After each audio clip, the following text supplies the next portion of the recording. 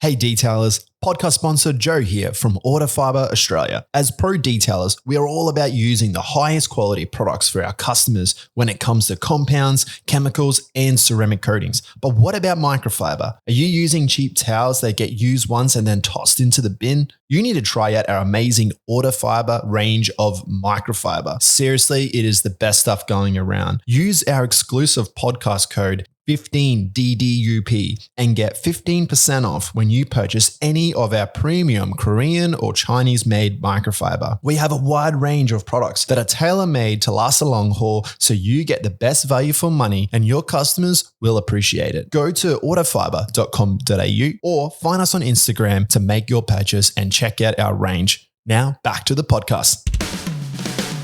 Welcome to the Detailing Down Under podcast, the place for everything auto detailing in Australia right now. Here's your host, Dale Guthrie.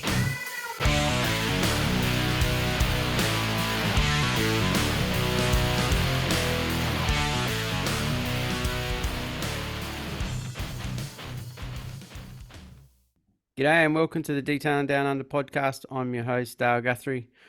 Back again and getting very close to Christmas, that crazy time of the year for everyone. So, as I always say, I see everyone flat out this time of the year, and I am myself. So, it's pretty cool. So, but other than that, not much to report on my front. So, I did post earlier that we have some ripper guests coming up to close out the year, and then we're off to a big start for 2024 as well, with some good ones lined up as well. So, lots of different sorts of sort of quality and what people are bringing. So it's a wide range of stuff this time. So it's really cool, and people have reached out to me wanting to come on and show some different things. So it's really good. So, but this one, known this bloke for a little bit, and this company all the way from Sydney is very popular as well. So definitely in the PPF market, and very respectable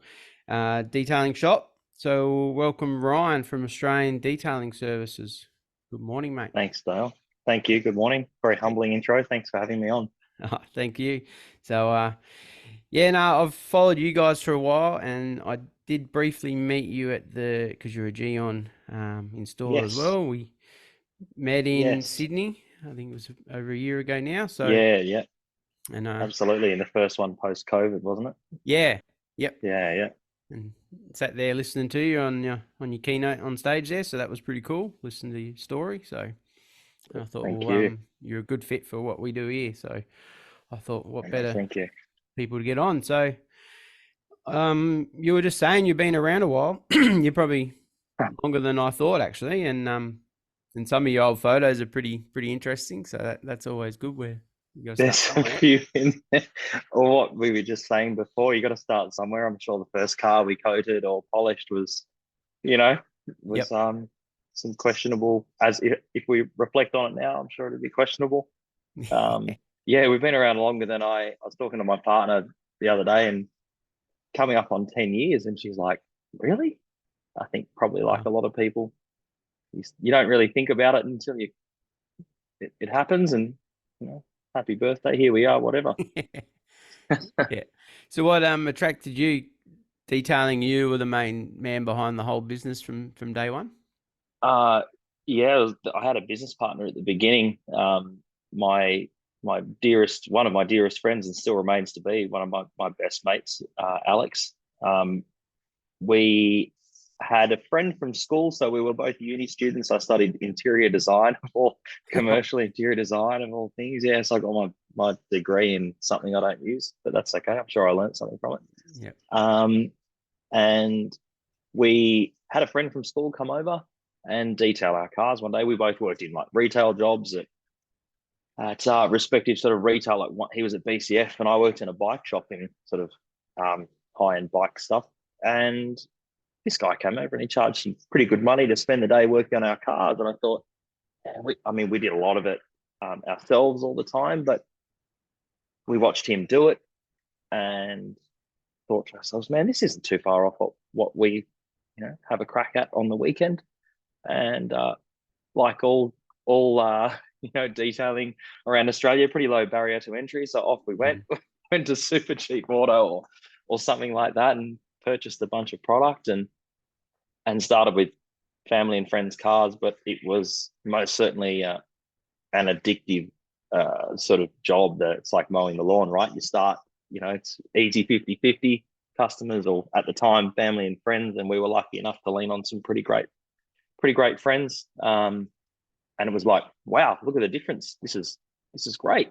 It's like, okay, we can have pretty quick satisfaction. You can turn it around, and here we are. So that's where we started anyway. Was that a mobile situation back then? Yes, it was. So we started, and shout out to mum and dad for the use of their garage for a long. I was 9. We were 19, just turned 20 when so like 19, 20 when we started the business. And shout out to them. We use the garage a lot as sort of home base, but we started in the back of our Subaru wagon, and that then progressed to a little. It was an ex-fire brigades. You know those community fire units? You see them on the side of the road. They're like red trailers. So we were at the auction one day, and we went out. They were like, this trailer's really good. It had like drawers in the top of it and a place for what was obviously a pump and some hoses and stands pipes and things like that. So we're like, oh, cool, that'll do. We'll get one of those and fit it out. And mate, it was actually perfect. But we got to the auction, and I'd never been to an auction before. And to be completely honest, I've really never been since. And we got there at 7 a.m. fearful we missed out on the opportunity.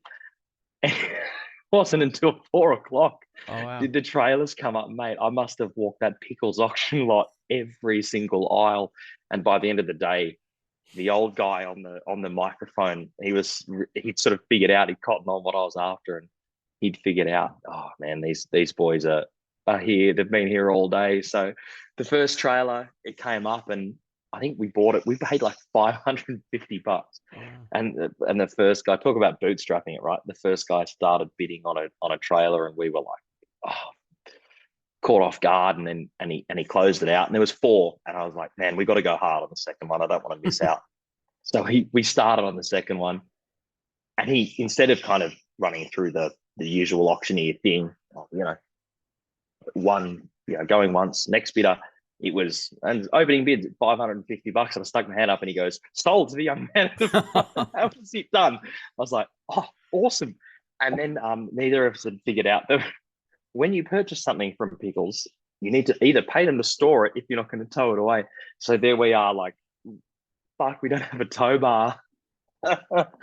Anyway, so Alex's G3, he had an STI hatchback that did have a tow bar, and I think fortunately we had, or his Forester at the time. Anyway, we had that, and so lucky enough we towed it home. But we needed more space. Ultimately, is the crux of that. Yeah, and obviously you just decked that out as a mobile unit and towed it around. And we did. We had a good friend of ours he's actually working in the shop this morning. Do all the sign writing and the logos and everything. We painted it white. I think we put, mate, the thing had so much paint on it, probably added to my fuel consumption was affected just by the paint alone. There's so much paint on it. Alex, anything you did very thoroughly. So it was a good start too, and a great business partner to have in the early days. And I reflect on often now, oh man, I wonder what it'd be like now having him here. But he followed his dreams and went off into the sort of industrial design space, and he's now very successful in that space. So yeah, he went that way, and at the time, it was financially probably a lucky move for me anyway. Bought him out, and it was what it was, and still great to see him. So yeah, no, that's cool. How long did you do mobile, and obviously where you ended up now, was that your first ever shop? We started mobile. We probably did 2 years on the road full time, in amongst uni. So I was still finishing uni. I did it. I strung it out. At one point in time, I had 4 jobs. I had my retail job. I was talk about hustling like an idiot. Sometimes a bit moronic. Anyway, it was good fun. And a second shout out to my lovely partner, who she's still around these days, she's a fantastic support. I wouldn't have been able to do it without her. So she's there every step of the way. And so we started on the road full time. I wasn't home very much. I worked in an events business as well, doing like hosting events and handing out.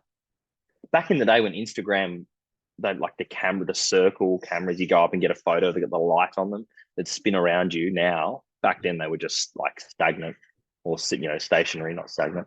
And yeah, it was good fun as well. And a couple other, I can't remember what else I was doing. Working somewhere else. And yeah, she'd come along and help out on the road when and where I needed it, and took me everywhere from as far out as like Picton, eastern suburbs, anywhere you could get it, primarily just on Facebook at that point. Yeah, right. Just sort of getting leads from Facebook. Because we've had people from Sydney before on, and even Melbourne, doing mobile and saying how hard it is. Like, you definitely brutal money. Yeah, you work for your money, definitely. And I think as well, although the market saturation, it was a lot. There was a lot fewer people in the market. Well, at least I wasn't aware of them, and I'm sure there were less people 6 to 8 years ago than there are now. But man, it was hard work, and the weather. We've got air conditioned shops now. my staff team complain about. Well, they're very good, but they'll it's a bit humid in here. It's like, guys, the aircon's on 22 degrees. Let's not get caught up in whether it's hot or not. I used to have to put a gazebo up just to keep the sun off the car so I could wash it properly. Yeah, mobile is different, and for those who do Definitely. do it, you take our hats off to you, because it's probably not for everyone. So, I definitely take my hat off, and I think there's definitely a space for it, and we have many customers call. Oh, can you recommend anyone who gets around there? It's a wonderful couple of guys up here who do it. They're great guys up on the beaches and lower North Shore, or upper North Shore, really of Sydney. Really good good crews who are out there doing it, and really nice people. So really good operators. Yeah. Did you were you self-taught? Would you find some training, or did you learn off anyone? Any skills back then? So a lot of self-taught, a lot of YouTube, a lot of everything like that, as always. But credit to Lucas from Polish. He's now Polish Perfection Detailing. He used to work for Car Care Products in back when they were in 5 Doc, and back in the day. So Mitch Collier, you would have had him on a while ago. He was a Gyeon guy, or Gyeon. And yeah, Lucas, we went through the Gyeon certification. I've been through the ROOPS certification, 3M, Glassroot, did like the paint systems. They did like a finishing course, all sorts of, the detailing workshops, and just years, probably 1 or 2 a year. But ultimately, there's just nothing like getting on it and doing it yourself. I've been lucky enough to sort of had a bit of practice and been able to train on or practice on family cars, my cars, stuff like that. So if you do make a boo-boo, which we all have, I've made plenty, it didn't impact the paying customer. It just the poor mum. Good on you, mum. Yeah. And you mentioned Gyeon, so I think you've obviously been with them a very long time, probably one of the first installers. I know you and Matt Inc. are up there with. Nick. Yeah, great guy. Yeah, good bloke over in Perth. He's a fantastic operator. I admire his setup. If you ever get the opportunity to have a chat to him, he's a great operator. Yeah, I've been into their shop in Perth, dropped in and actually chatted to him actually before I even started this pod. So, and I think even is like you three guys, like you, Nick, and Phil from Townsville. I think like the original OGs. You stole the words. And then there's a few. There's even Pasquale up in Hornsby, in Sydney. He's an OG Gyeon guy as well. I mean, you've been around a few years now as well, but I think there would have been the first ever course. This is taking it back. Conference rather. Yep. Mate, there would have been like less than 10 of us at a table, and Mike from Car Care Products is like, "All right, guys, this is awesome. Welcome to Gyeon." And it was a big, I think, from all accounts. I don't know. I'm sure there are plenty of other dealer networks out there. There would have been. I mean, these days there's IGL. Ceramic Pro back in the day was pretty big. You had, oh God, there's 9H. There's every brand under the sun. I can list them all. We can rattle on about that for hours. But their big focus was network, and it was so nice to be able to call a mate in another city, even in the same city. Hey guys, what do you reckon? What are you doing? Being able to pick up the phone and talk to someone was such a privilege. So credit to the guys at Gyeon and Car Care Products for starting that, certainly leading it in the early days. Yeah. So what draw you to Gyeon? Was it? Yeah. How did you find them? They lucky me. They found us back when Alex and I were still in business, probably 12 months in. Yep. It was Pierre at the time who has since, it's no secret, he's since now moved over to Xpel. So he's now the new territory manager for Australia for Xpel, which is awesome. So it's so nice to see an old face do full circle. So he's back having a chat and catching up with us, which is nice. He reached out ultimately and said, we're looking for some dealers. We like what you're doing. He's pretty experienced in the space, and he had some valuable input there, and we came on, had to test it out. I think the biggest thing for me, we were an Opticoat user back then, or not dealer, but we'd buy it from ZAS Car Care back in the day with the ZAS. We started with them. We used a bunch of different products, as you do. But everything, I think, even from a retailer, like I came from selling fancy bicycles, bikes. And it was clean. Gyeon's product did exactly what it said on the tin. Really easy to use. Great products both for us in a mobile setting and then in the shop. Great products to put on display. Great products to sell to customers. And they perform. They really do. And we have literally, touch wood, find some wood somewhere, had very little, if any, issues ever. And I think that goes to show that the product is well developed, and I certainly like it. I'm sure there's critics, and I'm no chemist. I'm not an expert in that sort of part of the product. I probably should be, to be honest. But they perform really, really well for us, and they have done for a long time. So I suppose we started it. We discovered them. They were a great solution, and then I was like, man, this is great if we can continue to get something. And of course, we were well supported as well. So with the network, and I'm sure Phil and Nick, and back in the day, Mitch, and there was a Dion. He was a mobile operator as well. Dion from Gyeon. That was our saying. Yeah, it was good. It was a really good time. So it's still nice to be able to talk to those guys. Yeah. So I think just probably the biggest thing for me is network. That was the biggest. Yeah. No, and their products are definitely evolved, and their marketing and their packaging and stuff, like you said, is absolutely is pretty next level. So, and if you ever, I mean, you were at the conference, right? So you've got Robert, the founder, there. Yep. You've got, all the guys from R&D. You've got product experts, chemists, everyone. They're so passionate, but also I just I love the way that. And again, it's the network. They double down on those dealers and go, we're going to support you. We're going to help you. We're going to, ultimately build your business, or help build you, help you build it rather. Yeah. Which is awesome.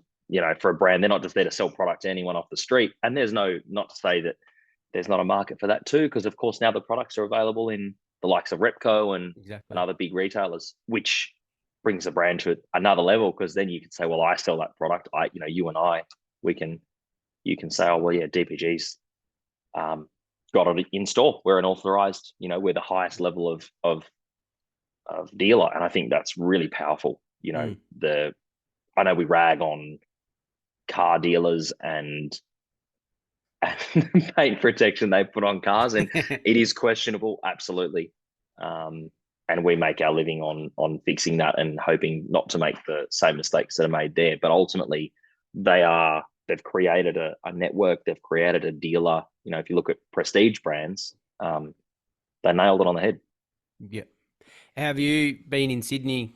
That's a pretty crazy market there. Have you seen over time, the whole paint protection word and how that's changed from probably from when you started using coatings to now into film and using people come and maybe had the bad experience at the dealership and now we're waking up now.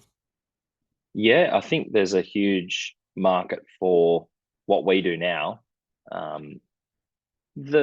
What we as detail, broadly speaking, you and I and the rest of us who listen to this, and it's probably built off education. So the first thing would be, of course, the market educates the customer. So whether it's at a dealer level, whether it's us spending money on Meta, on Google, whatever, ultimately, as much as stuff gets ragged on, I think somewhere along the line we need to understand that whoever's got the biggest exposure to the customer, and often that is a dealer, they've earned their trust. The customers in there have spent tens of thousands or hundreds of thousands, millions on a car. Paint protection is an offer they have or an upsell, and it's a good way for them to make money. So in one way or another, we're going to be there either to fix some of those problems, and we have done. Don't get me wrong. This only literally 2 weeks ago, we had a customer with a big Ram truck, and it was done. They put a product on it from the dealer, and it was like abhorrent. It was terrible, like high spots, smudges. It literally had been wiped on, flashed off, and forgotten about. Like it wasn't even buffed down. It's just like, yeah, sweet, that's good. It's on there. Yeah, and that works. Obviously, it didn't work. It was terrible, but the customer paid good money, $2,500 for that product. Now, effectively, what they're doing is paying for a warranty, whatever that means. And you've had a discussion around that, man. Like it should be renamed a life expectancy or a lifespan, not a warranty. Exactly. And we spoke about that at the conference as well. But yeah, they're there. I think to answer your question directly, the market is becoming more and more educated, which is great. It means people can ask the sticky questions, which is also great. I forget the gent's name you were chatting to more recently. He's up in Harvey Bay in Queensland. You were talking about Sid. Yep. Sid. That's the one. Yeah, Intensity. That's the one. And he's got an epic understanding of that chemical because he was a sales rep, like he was saying, in that market. And I think that's just such a skill to be able to outsell the dealer, so to speak, and to fix those issues. But unfortunately, as well, on the flip side, for every car that comes in that has a dealer product smeared all over the car, right, and they hate it, ultimately their experience, and this is big in paint protection film, their experience is poor. So yeah, you can be their saving grace and you can come in and look great and they'll fix my stuff. Yeah, it's awesome. But it was so shit. Like the first thing they lead with when they're telling their friends is, it was a terrible product and I got it fixed by another great guy or a great guy or girl or whatever. That's awesome. Except ultimately their first experience with a protection system is bad. And I think as an industry, that's getting better and we're continuing to develop it. But Sydney is saturated. Yeah. And as I'm sure everywhere. I'm sure Melbourne's the same, they are, and Brizzy and everywhere. But it is insane how overcooked. I think there's a lot of room for people, good operators, and there's a lot of market out there. But I've certainly noticed that, particularly in the last 12 to 18 months, it's challenging to do business. You have to be the absolute best all the time, and that's fine. That customers expect that. But man, there's so much competition. Oh well, this guy out there, and again, the pricing thing you've spoken about.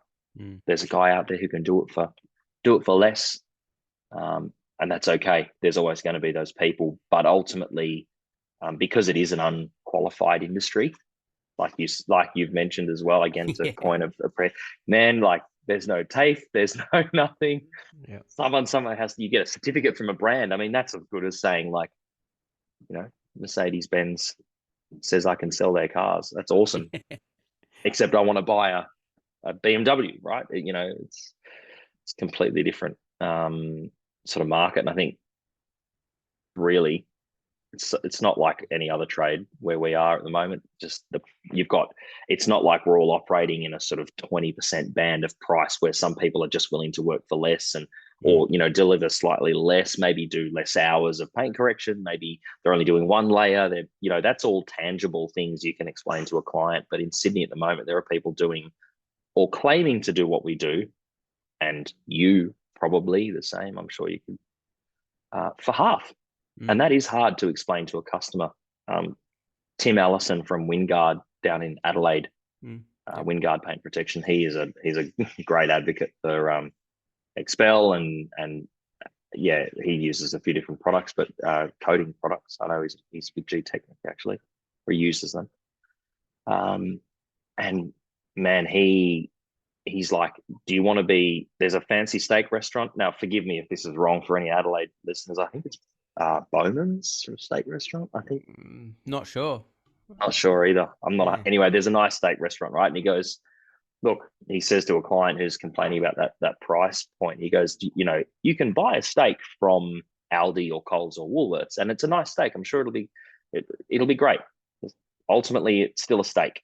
It's sold as a steak. It's still a steak. It's still. But you can go to this Bowman's, this nice steak restaurant, and it's $80. It's 10 or 15 times the cost, but you get really professional service, professional experience. It's a whole nother thing. Where do you want to eat? Do you want to eat at cook your own steak at home, or do you want to eat at the fancy restaurant? And hospitality's been doing it for a long time, so I think there's probably room for us to do it too. Yep. Yeah, you're paying for like the quality for install. Talking about film, we'll probably get to that in a sec, but that's what you're paying for. So, an experience. Exactly. And when did you start? Because you obviously started out with Xpel. Mm-hmm. How long ago was that? So it's 8 years. So a year after we started, as soon as we started with Gyeon, they were like, look, the guys at Carco Products who initially took it on from the previous distribution said, we're going to bring it into, ultimately they used the Gyeon network from what I could tell anyway. I might stand corrected, but basically used us as a rollout because they had a great network. So Phil and Nick, to use our previous friends' names, and Mitch as well at SPD, they, to name a few, went out and said, look, we're going to roll this out. And at the time I was mobile, and they said, look, we just can't give you paint protection film on the street. And of course I'd never touched it. I was like, oh yeah, why not? And now having done what I'm doing, I'm like, why would you want to? What a horrible idea. Yeah. What are you, mad? Anyway, so they were like, look, I know a location's on the horizon. If and when that's the time, it's yours. The North Shore, sort of, which is where I live and I still do and operated at the time mostly. Yep. Get some coverage out there. We'll pop you in the north corner of Sydney. That'd be great. And that then led the onslaught, which was trying to find a shop. So, and you've been there ever since, or? We have. So that was when Alex and I were in business together. This was 2.5 years in, and we're like, well, shit, we better find a shop. Let's see what we can do to find a shop. So we're on commercialrealestate.com. I through the sort of bike shop and that cycling, sort of the older guys, typically a bit older, mammals, middle-aged men in Lycra. They're real estate agents and fancy like conveyancing lawyers and all that. So I was like, okay, well, surely they know someone. So off we go and ask around, and they're like, man, I'm 21, 22 nearly. Alex is a bit younger, by 6 months. And between us, we could probably rub, $100 together at the time, whatever it was. It was a huge commitment, like true bootstrap business, right? What's rent cost? About $200 a square meter. I'm like, oh my God, $200 a square meter a month. At that rate, we were looking like, well, okay. At the moment, we generate, it was basically a couple of grand a month or whatever it was. It wasn't a full-time thing. And so we're like, okay, well, that's really limiting. Well, we better look for like, I don't know, 100 square meters and get 3 cars in it, and, went and work on them. Well, first we had to find 3 cars to work on. Then we had to find the space, and then we had to put a plotter and Xpel and all this. Anyway, so with a bit of help from mum and dad and yeah, friends and family. Anyway, I got onto this real estate agent. I still remember his name, David Haynes from Northern Beaches Commercials. Such a nice guy. And I called him one day, and I'm just inquiring about a place in Mona Vale. And he goes, "Yeah, mate. Was the old Mitre 10 lumber trimming, like timber trimming part of their business. They were in this complex we're in now."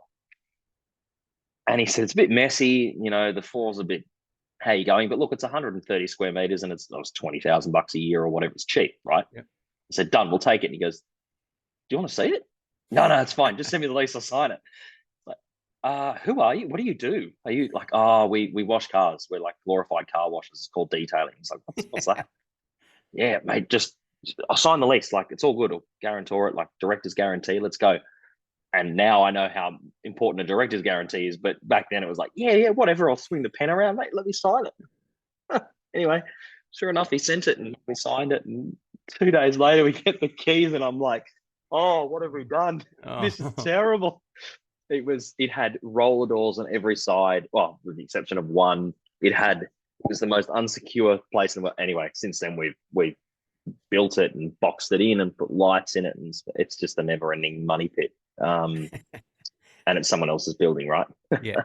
So we still rent it, and the part of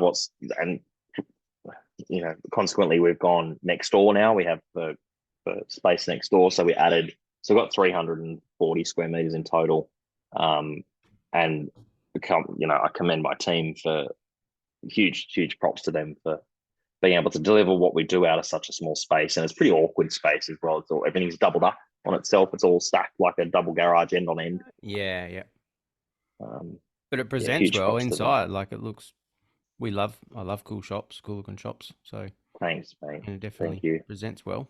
So The old hex light didn't make an appearance. Everyone's got a hex light. And I said to my electrician when he was building it, he goes, "Oh, I've seen on Instagram and this and that." I said, "Do not put those lights in my shop, please."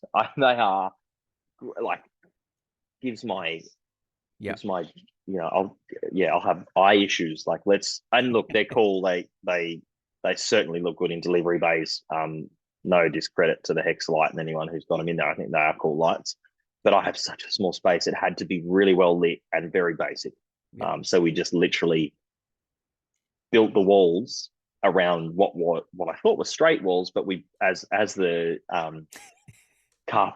the builders were built, like boxing in the walls and the ceiling. He's like, "Yeah, man, I've had to like check the wall. It bows. It was like 150 mils out at the front versus the back, and it only went 8 meters." And I'm like, "Oh my God, the car park's going to fall. The car park above us is going to fall in on us or something." Anyway, far out. here we are. Oh, you start somewhere and you're still there, so which is pretty good. So how did you so we'll talk about the paint protection film. How did you go with that, installing that for the first time? Yeah, so we got it 8 years ago now. And man, it was challenging. I've got photos actually of Tim Allison from Wingard, Mitch Collier from Sydney Premium in my shop when we first started working on it. I think it's an E63 in matte film, and we won a job so we work right next to G Brothers Mercedes down here in Mona Vale, which is great.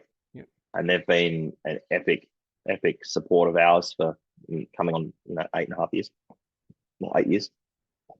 And yeah, we started, and like anything, you get your accreditation. It was very challenging back then. We didn't have the plotter yet, so we just buy the kits pre-cut.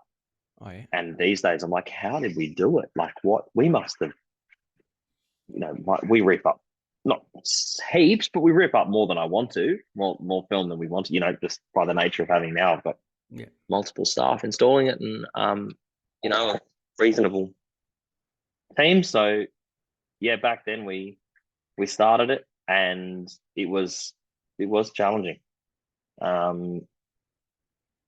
It took hours to do anything. It was the profitability wasn't there. It was the bottom of the market. We charged next to nothing for it, like you probably would with a lot. And even to this day, coatings still stack up against PPF. You either need to be set up for it and go hard with PPF and kind of just do that, if you will, or coating cars, as we all know, is really good. And I think it's a profitable business if it's done well. Like anything, we're in business, not in charity. You're here to make money and to be here for the next customer's next car, which you hope to do, mate. If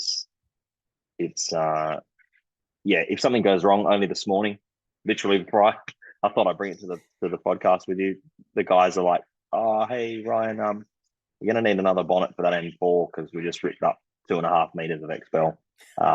Someone wasn't paying attention. Morning coffee in hand, and they just dropped it. Well, not quite, but they, film got scrunched up, it touched the floor, off it goes. Yeah. And the shop's clean. We just squeegee the floors, mop the floors, off they go.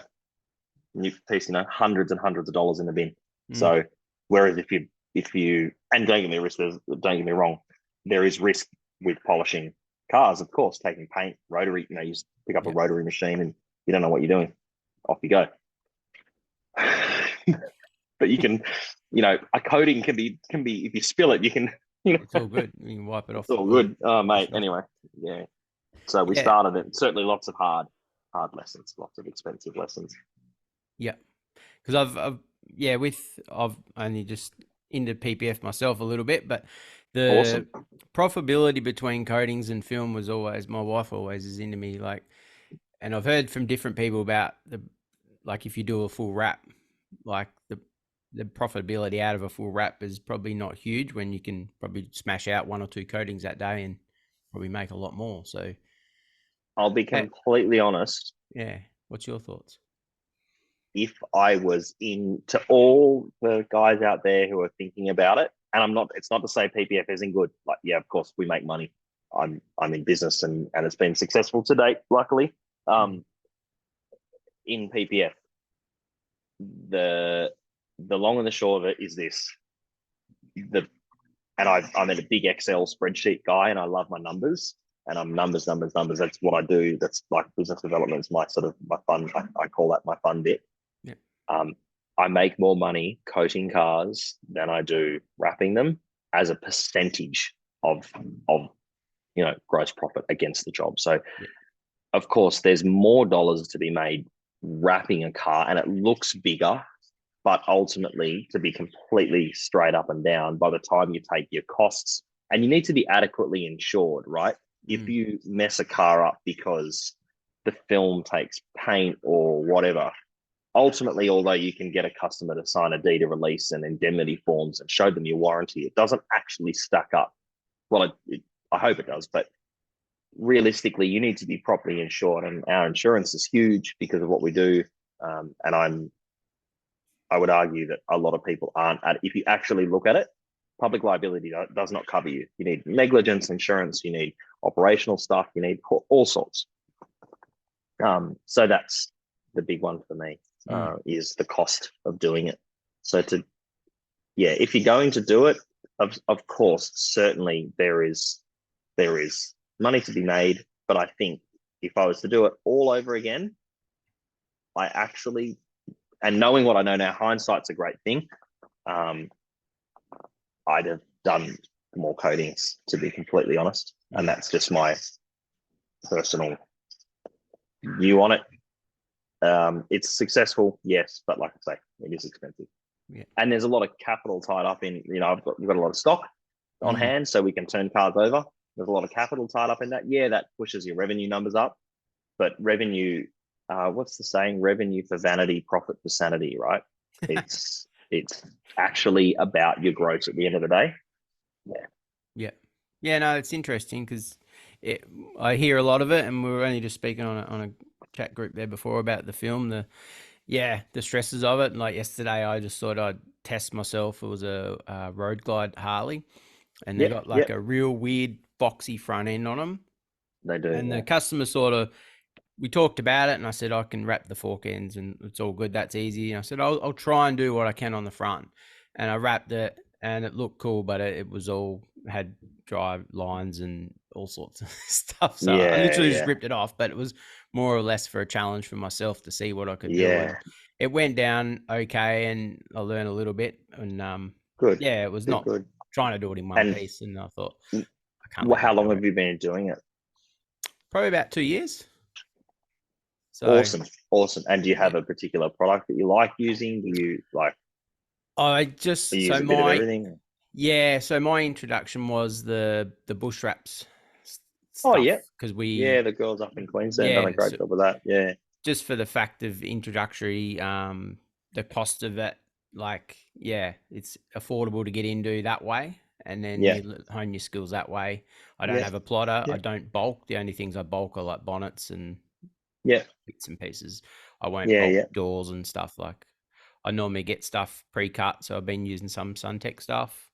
And stuff like that. So but it's a huge challenge, and we're the only one in my town doing it. So that's sort of why I've been keeping at it. Neat. Okay. And then the wife's like, coatings are easier. I said, yeah, they are, but I said PPF's probably the way of the future in a way. So coating is certainly, as I say to customers, you don't put sun cream on to go walk through a stinging nettle bush. It's gonna protect you. That's a coating, right? Sunscreen, a coating. That's kind of my analogy, and it's good. It does its job, and we should all wear it and you put it on your car, of course. But if you want to go driving down the road and protect yourself, or walking through a prickly pine needle bush or whatever, past a bunch of broken leaves and branches on a gum tree, you need to wear a sun shirt. You need to put something on that's going to stop you getting scratched, and that's how I sell it to customers. You want to go and actually put a barrier between you and the road. That is it. That's that barrier. And I cater for my market here, so we've got a big 4-wheel-drive market like anywhere these days now. But we've got the coastal and dunes and bush tracks and stuff. So that's sort of why I got into it that way. And then coating bush tracks would be awesome for that, no doubt. Yeah. So, and then it leads on to other full different installs and stuff like that, bits and pieces. But it's not easy. I like to challenge myself. I've done all sorts of weird stuff already, and it's bikes are one thing that are a bit weird, but it's bikes are hard. They're probably the least profitable of any. It's one of those you kind of got to do it. It's probably like interior detailing. You've got to do it so that you can say you do it. But everyone knows my stance on that one. They go, I don't do it. I say, I do it. I don't promote that I do it. So you've got to do it. You have to, it's like, again, supermarket analogy, right? You go to the supermarket, they probably only want to sell the stuff and make heaps of profit on. There will be loss leaders in there because that's just what you got to do to get people in store. So exactly, if that's the way, you can't say to people, I'll only do the good jobs, or I'll only detail your car because it's new. Like, that doesn't work. So how'd you go? Like, you're looking what you do a very huge amount of high-end cars. So how did you end up with attracting all them, and how's that go with wrapping them these days with new cars? Supercars are a pain in the ass. If you can, again, you can't. So like, if a Tesla costs, let's just pick an arbitrary number. Let's say you can charge $5,000, which I think is way under. Well, let's say you're charging $7,000 for a Tesla, which is probably just above average. But let's say you say $7,000 for full PPF on a Tesla, and you've worked that out, and you can smash it out in a few days or a couple of days, whatever. And then a McLaren 765 LT with full carbon lowers and a diffuser made up of like 15, 16 fins and heat, like 30 or 40 pieces, right? A Tesla, there's something like, 20 pieces in the kit or 25 pieces. There is 192 bits on the 765 LT kit with carbon lowers, and then you double up certain areas. Now, if you do the maths and again, my weirdo little spreadsheety, that's what I like doing. Well, I should be charging, if you take the $7,000 as gospel, you should be, for a Tesla, you should be charging like 30 to do a McLaren. But no one can command that kind of money. And no matter who you talk to, oh yeah, mate, we're charging X, Y, Z, whatever. The only way I believe anyone is say, sure, show me the invoice you wrote the customer, because I can't even, like, we charge 12 for a supercar, right? And that's what it is in our sales log. But then it's like, do you have this? Do you have that? Do you have, and have you optioned some rare, gold plated elephant's ball wrapped in, there's so many random things you can, spec on a car. And I mean, Ferrari will do just about anything for you for the right amount of money, as will Lambo and MSO from McLaren. And they charge the most outrageous amount of money for this stuff because it takes time.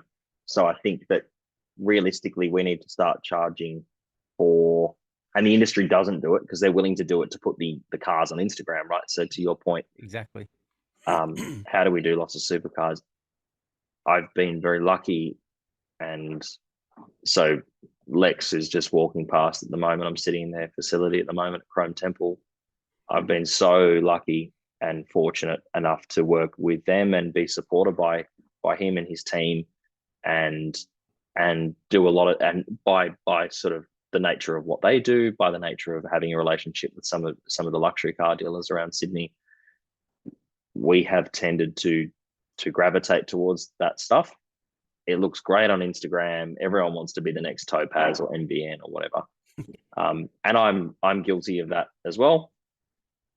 But have a think about how many Toyota Hiluxes, RAV4s, Camrys, 300 series, whatever they've sold in the last year versus, and that's the coding thing, right? People who buy a Camry, a big thing for me in this next stage of my business life cycle is looking at, the normal car. I say normal, like, cars that I might drive. Like I've got a Toyota Land Cruiser. Like I'm not, I drive a Ferrari. So like what would I want to get? Oh, well, if I'm spending $70,000 on a Hilux, which I had a Hilux, this 70 to 80, probably more now, bloody Hilux Rogues, like, or a GR. Let's call it between 70 and 100K, right? Even cheaper at the bottom end. But those people, let's say they want to spend 5% on average. I think I did some maths, is the average spend on the total value of the vehicle, meaning they'll spend anywhere from $3,000 to $3,500, call it, on a 70 grand car, and maybe $5,000 on a 100 grand car. That might be a front end wrap, or even a bumper and headlights and tearaways and a coating and a wheel coating and some products. And that's a big one. And that's where getting together with the guys in our Xpel dealer network and our Gyeon dealer network, we talk about that stuff. And I think it's really important to talk about and reflect on, where the market is and where the market is going. And there's a lot of competition out there. I mean, Tesla's just introduced, they're going to do their own film. I think they're supported by Avery Dennison in that. I'm not actually sure. I shouldn't speak out of turn. Yeah, they're offering colored wraps just in North America for the next couple of years. But I mean, that's a big impact. I think there was a bit of information that came out by an independent sort of authority in the space, and they surveyed 100 Xpel dealers in North America, and 30-something%, up to 35, I think it was averaged out at like 30% of their work was Tesla. Was Tesla customers. So you've got to be ready to pivot and that sort of stuff with that. And yeah, if the market changes, we need to figure out, okay, where to. So yeah, supercars look good on the page, and we just, I think, naturally being an early adopter of the product, and well, early, we were probably a bit earlier than some, I suppose, but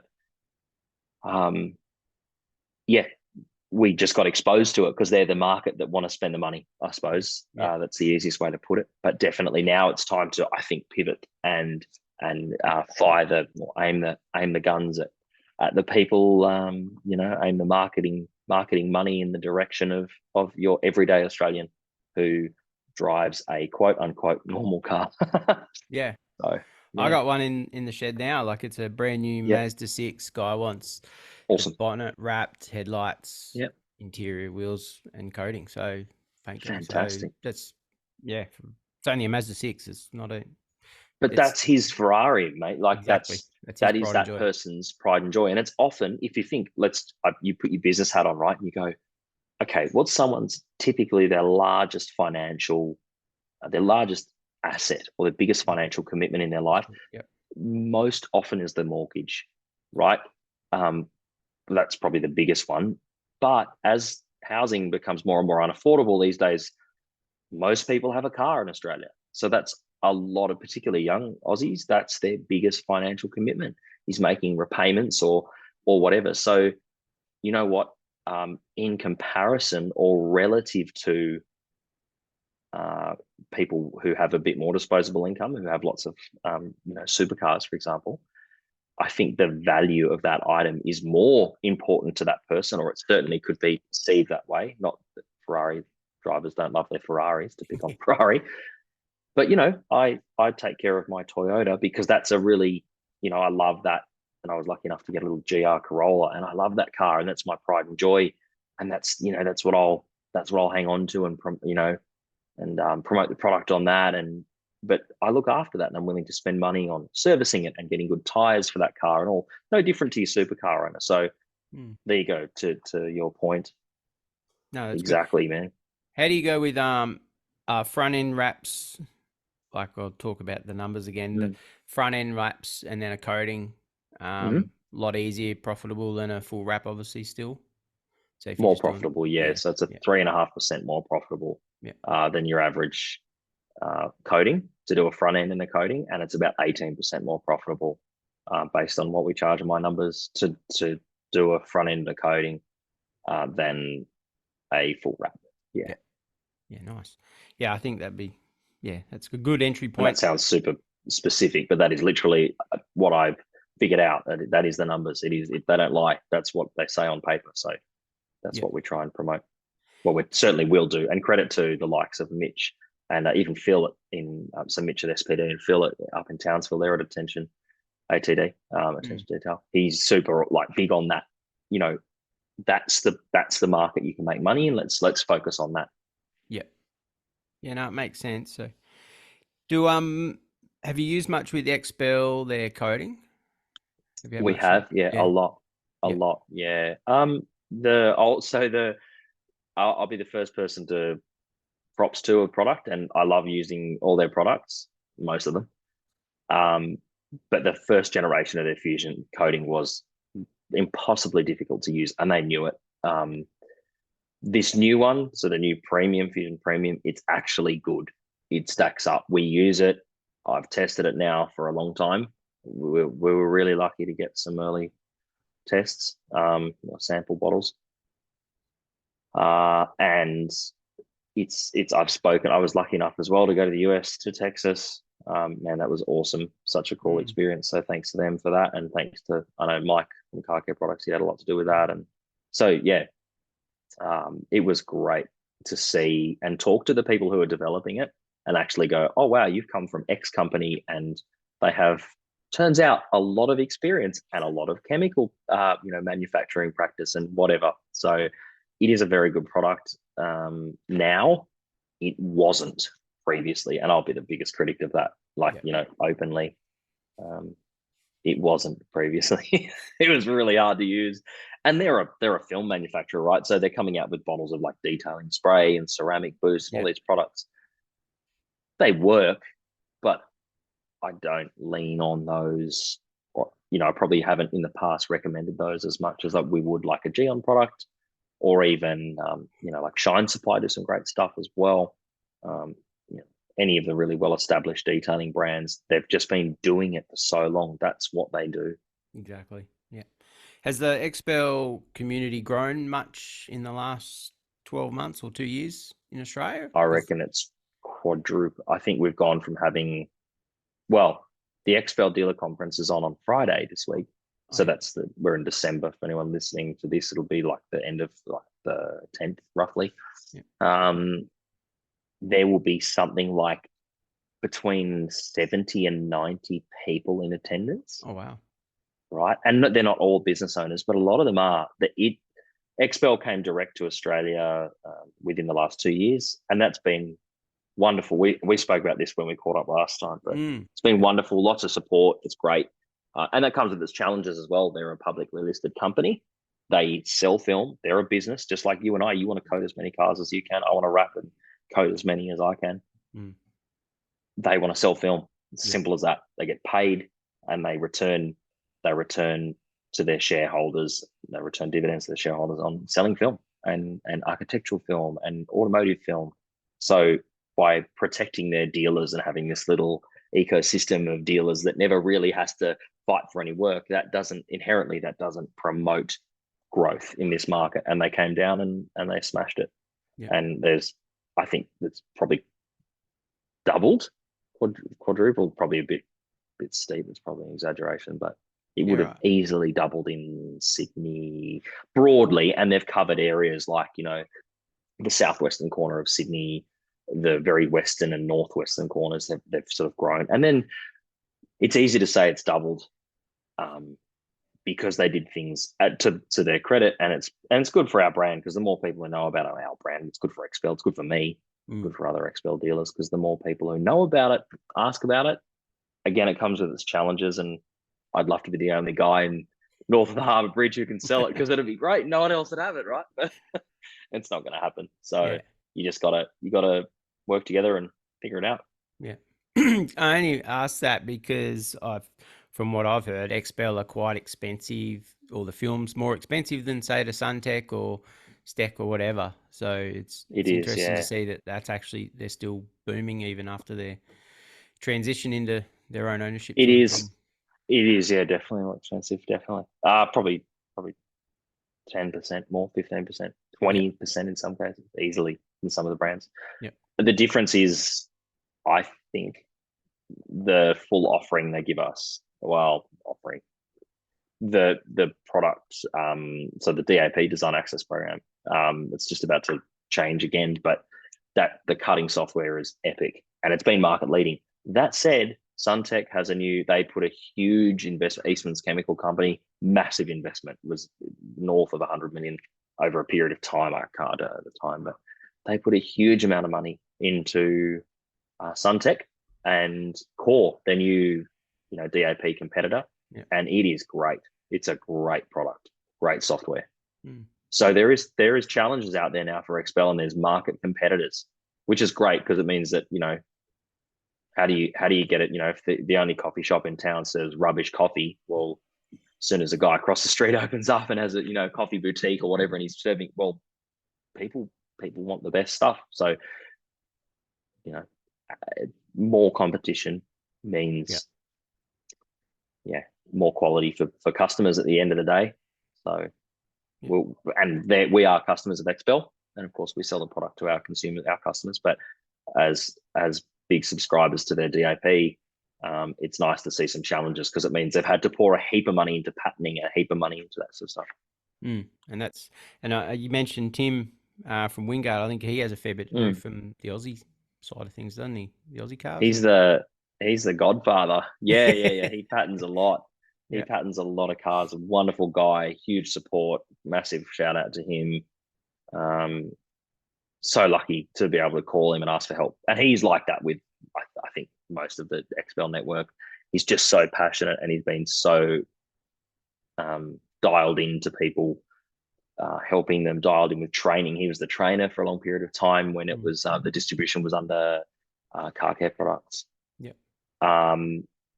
And patenting stuff as well. Yeah, a lot of Aussie cars, but he's only a team of, there's 5 of them there or something, or rappers or something like that. I can't remember exactly. I forget. But I mean, how do you keep it? You can't keep up with every new model that comes out with the Australian ADR approved sensor position and camera height, and it's madness. Again, only this morning we threw out a bumper bar because my production guy who does all our cutting had a quiet moment. Oh, not a bumper, a boot lid, and the Tesla has a spoiler on it.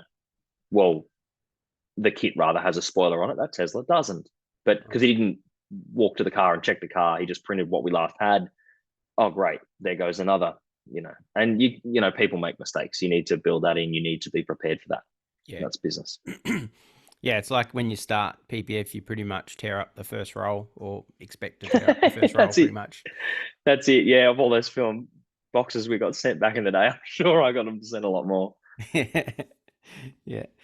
So with your business now, what's the future of it? Are you any plans to expand anything else other than just diverse what sort of cars you work on pretty much? Yeah, there are expansion plans, and there's some stuff we're working on in the pipeline. Not any more locations.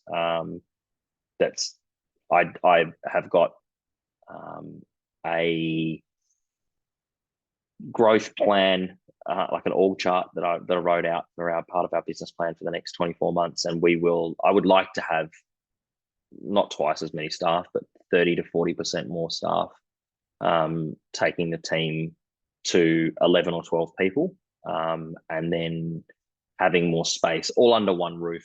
I think I really love being a part of it, and I love our team culture. My staff team's amazing. I'm really lucky to have some great guys and girls, and for me, nurturing that and trying to grow that is exciting. So that's part of it. The other part of it, yeah, diversifying our customer base. I don't want to get too big.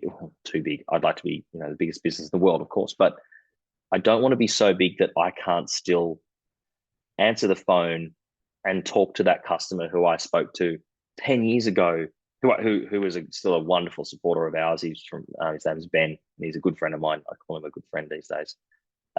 Just an epic supporter, and he, I want to be there to be able to service that customer as well. So although I have an excellent management sort of structure and a great general manager and shop manager who take care of our customers, I'm still there to look after most of the customers I would have years ago and people that I've spoken to from back then. But I've also got some other stuff, other businesses in other industries.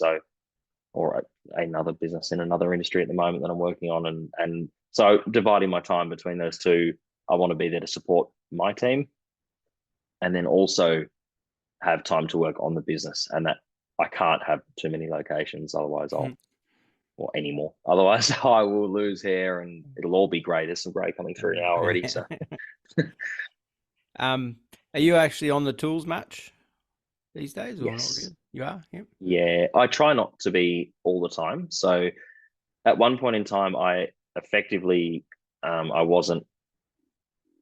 Oh, well, I'm lucky. I should say. I'll lead by saying this. I've got a wonderful team, and it's set up in such a way that I actually don't need to be there for it to function. So I could take a month off tomorrow, and it will continue to function, and it will continue to succeed. And that is just so awesome. I'm so grateful for that. Maybe not with me if I was behind the wheel, like, you're the business owner, it's your baby, right? You're always going to be a bit harder on the throttle than your average team member, and that's no discredit to them. It's just how it happens. Yeah, but we'll focus on that sort of focus on that growth. Yeah. No, nice. One I always ask everyone, is there anything we could improve in our detailing industry? Detailing, most definitely. Paint protection film, most definitely. But to your question directly, I think a little bit like painting is a trade. I think there should at least be some kind of state or state government or federal government recognized level of education. I think education is everything, and that's why a lot of people emigrate to Australia. You got to think how many people come here every year looking for opportunity. It's such an amazing place to live. We're so fortunate.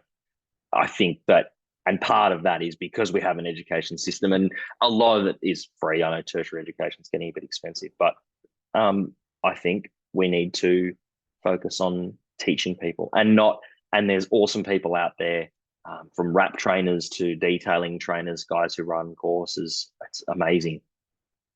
I personally think we need someone in a classroom being able to, and it may not be a big course. It might only be, a month long, but at least you could come out and say, TAFE of New South Wales or something. I'm just picking names here. I'm not sure how we do it. I don't have that answer, but I definitely think some qualifications.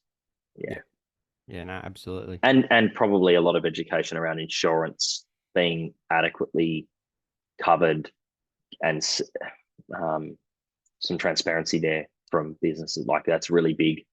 You know, you hire a car from a loan car company. You know, you have to read their PDS before you should.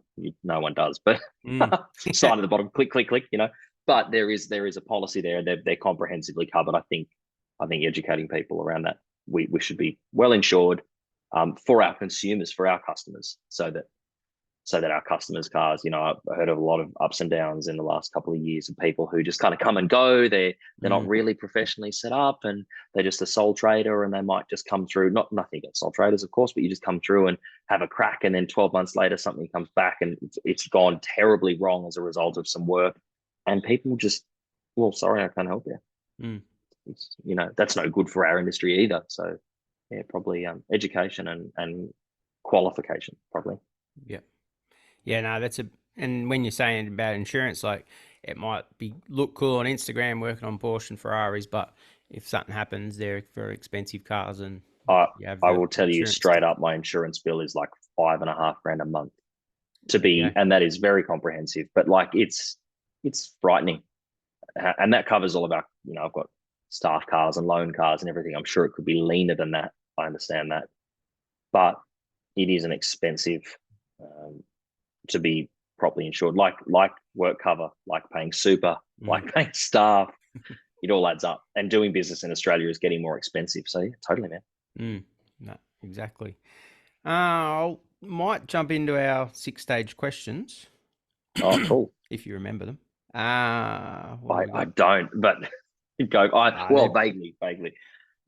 They're pretty basic. First ever detailing job? Or you're going to test me. I'm going to pin it down. A black, but first real one. Oh, it can be any. Yeah, but our first like proper detail was a mate's Subaru Spec B Liberty in obsidian black, and we did a lot of work on that car. That was a lot of work. A lot of work for not much. It was. I may as well have done it for free because I've felt less bad about it. we hear that one a lot. Yeah, that's all right. You learn. Start somewhere. Exactly. Favorite polisher? It has to. No, I do remember this one. My LHR 15, my first ever LHR, and credit to Alex, my business partner from way back. He only recently fixed it and returned it to me. The brushes had gone to shit, and he bought some new brushes and pulled it all apart. Man, I cut my teeth on that machine. That was the first ever. I can tell you how many hours I spent with that shaking in my hands, and you know the feeling of a polisher, and just trying to find the balance. And I had a kamikaze backing plate on it. It was awesome. It still is. I love it. It's in the drawer at work. It's got my name on it. The staff team don't use it. That's what I pull out if I've got the joy of doing it. But it is still, it's a corded machine. I'm sure. I mean, the new like belt driven Roops, the big 21 that I've got, that's super powerful. It's like taking a sledgehammer to a car. Like that really cracks on. But you know, we have an awesome bunch of tools to choose from, and that's still the one that I pick up. No, they're definitely popular. Do you have a dream car that you'd like to own one day? Yeah. I've got a couple. I'm a mad old Porsche nut. Oh, yeah. And yeah, so they're hard to wrap. We don't wrap a lot of them, but we polish a few. I've always had a thing for Targas. Just love them to bits. I think they're really cool cars, and the character, the people you meet who drive them, you know, I think they represent a real passion and there's lots of cars to be said for that, but the passion that I see in and around those cars is definitely there. But the straight up answer, a Porsche Singer. I just think the amount of time, there's like a 4-year wait and 2 years worth of manufacturing and hand built in California. I think I have a customer who sent their 993 that they had as a donor car that they bought to the States. It's being rebuilt as a DLS. Right. singer. So that would be just a dream come true. Being able to do that would be, and just going there and being part of the process. I think that's like the true sense of the word tailor-made. I think that's it. Bloody oath. Very nice. It's expensive taste. So it's never going to happen, but anyway. It's a dream car. It's So, a dream.